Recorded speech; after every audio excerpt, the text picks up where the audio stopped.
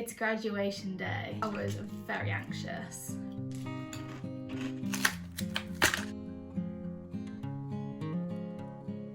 It's my best attempt at nail art so far.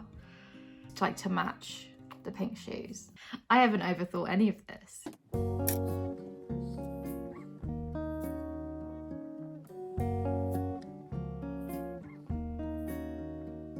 So there's a lot going on right now, but I've done my hair. It's maybe the most successful I've ever done this kind of like blowout style. And I've hairsprayed it to death, so it's not really moving in the way hair normally moves.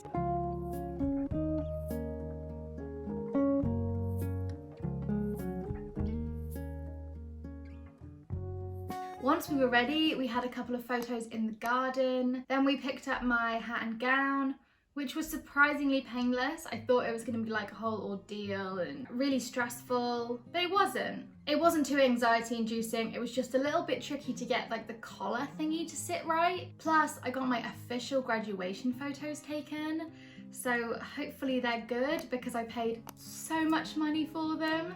We then went into town to have lunch and I was starting to get really anxious about the ceremony. And so I was being quiet. I wasn't really joining in with the socializing and I was just kind of like blank and waiting for it to happen. The sunshine was lovely and everyone else was having a lovely old time, but I was just tunnel vision, just We got to go into the Bath Abbey early to discuss with the ushers what the plan was, how we were gonna like swing it with the wheelchair and how everything was gonna work. I wanted to walk the stage, partly because if I'd used the wheelchair, someone would have had to like push me up. It was my moment. I didn't want someone there with me, but basically that requirement, that request made it a little bit tricky. Where are we gonna put the wheelchair and am I gonna stand in the queue while waiting, blah, blah, blah. So what we decided to do was someone would come and collect me during the ceremony with the wheelchair, get in the wheelchair, we'd go through the queue in the wheelchair and then I'd get out of the wheelchair when it got to my turn and I'd walk the stage. And while I was doing my, you know, take a photo, doff your hat, they would run behind the stage and pick me up at the other end. And then it was time to actually graduate. This was the culmination of years of overworking my body, of pushing way too hard, of disregarding my health for deadlines and grades. This, to me, is an insane dream come true, an absolutely impossible achievement. And partly, I have no idea how I managed it. I just kept going, and I did it. Elinor Brown.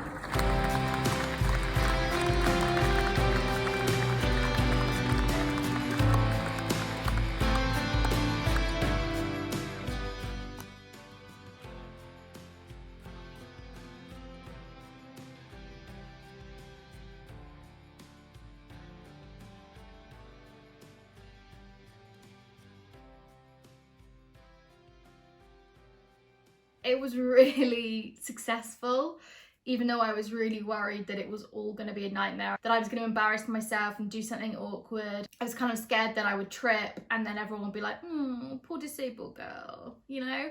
Like I really didn't want that, but it didn't happen, it was all fine.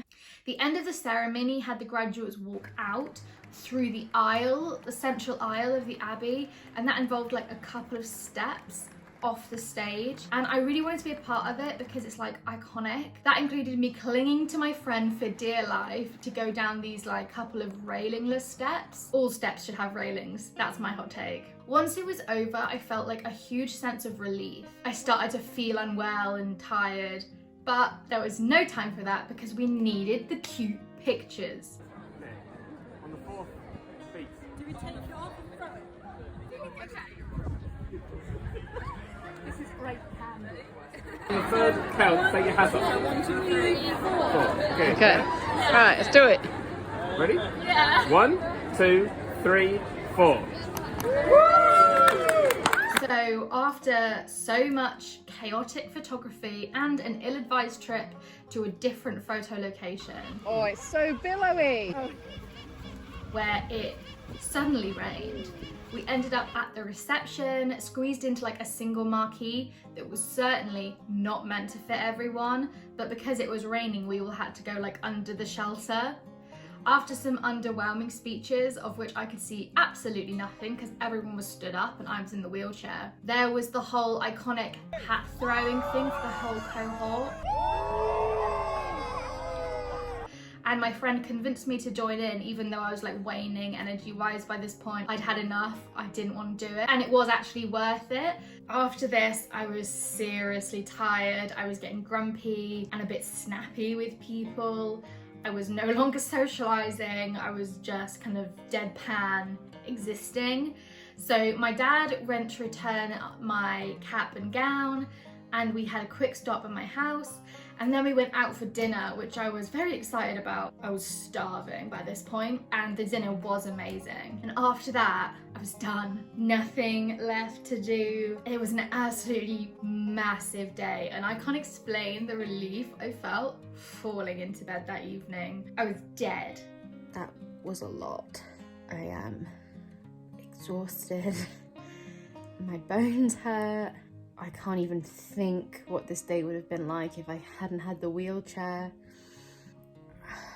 My body hurts a lot. I think tomorrow is an absolute no-go, but this day has been so special for me. I did not think I would get here. I had my first symptoms at 15 and struggled through my GCSEs and really didn't think I was going to make it through A-levels. I thought I was going to quit at every moment, and I probably should have, but I didn't think I'd ever be able to like move away to university, and then I did. And third year was a horrible nightmare, and I didn't think I'd get through that. Dealing with the fallout from third year throughout my dissertation, which you can see in this video, which I think you should watch next. It's been a long time coming, and I finally did it. And I've been in bed pretty much ever since. I'm definitely still recovering. So that was the end of my university journey. I did it. It's done. Thank you so much for watching. I'll see you in the next video.